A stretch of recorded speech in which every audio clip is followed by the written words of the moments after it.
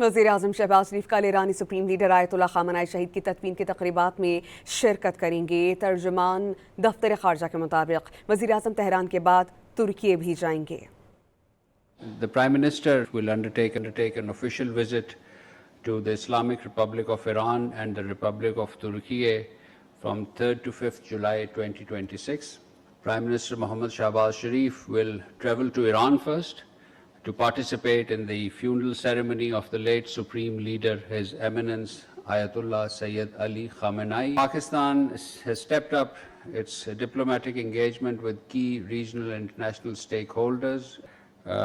Following the recent terrorist attacks in Khyber Pakhtunkhwa, Balochistan, Karachi, and elsewhere, the security forces launched intelligence-based operation under Operation Ghazab Lil Haq. The real issue is not terrorism. Let this be very clear.